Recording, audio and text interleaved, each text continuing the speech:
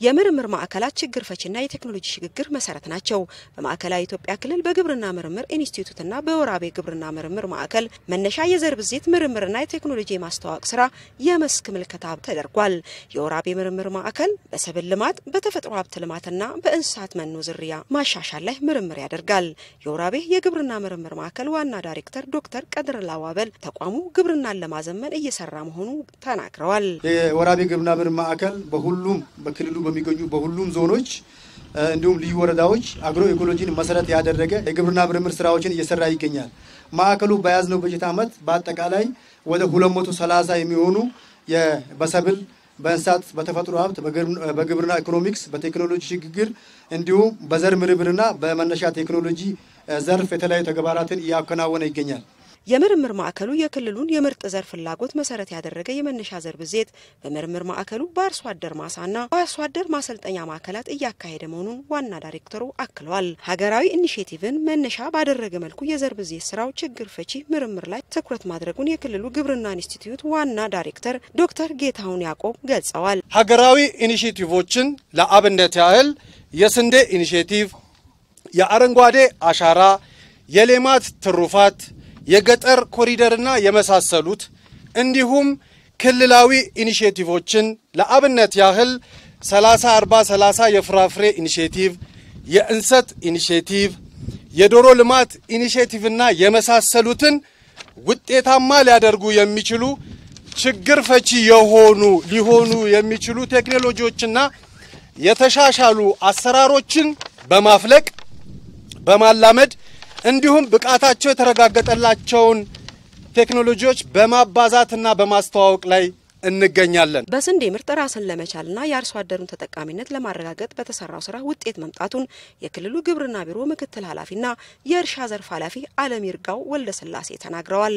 እስከ ታች ወርዶ አርሶ አደሩን በመደገፍ ስራዎች በውጤት እንዲፈጸሙ በማድረግ በሁሉም መስክ ያስመዘገብናቸው ውጤቶችም ተጠቃሽ ከሀገራዊ ኢኒሼቲቮችና ከሀገራዊ ድሎች ጋር አያይዘን የምናነሳቸው ውጤቶቻችን ናቸው።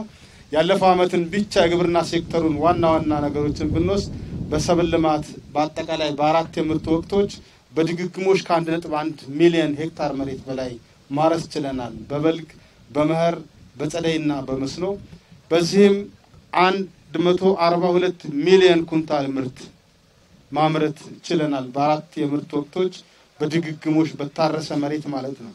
ይሄንም በዚህ ዓመት መሬት ሽፋናችንን በማሳደግ በመሬት ላይ የምናደርገው የምርታማነት ጭማሪ ጭምር በመጨመር 142 ሚሊዮን ኩንታል ከነበርንበት ወደ 159 ሚሊዮን ኩንታል በአመቱ 2018 ላይ ለማምረት ግብ ጥለን እየተንቀሳቀስን እንገኛለን።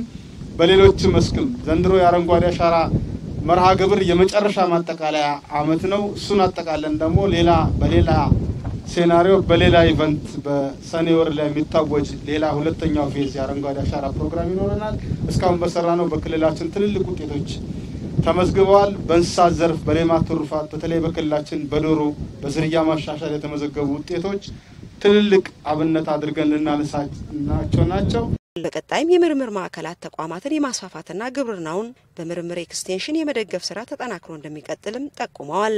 የምርምር ማዕከሉ ባቀረበላቸው ምርጥ ዘርና ሙያዊ ድጋፍ መደሰታቸውን ተጠቃሚ አርሶ አደሮች ይናገራሉ።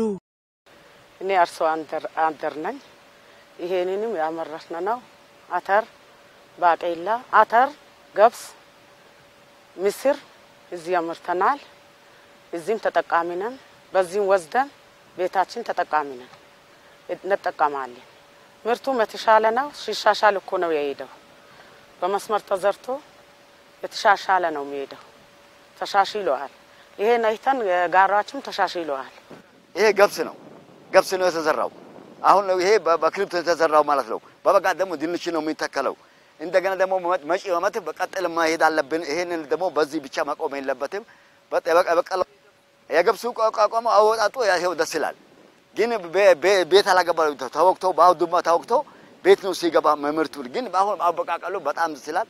መቆጠል አለበት እንጂ መቆም የለበትም።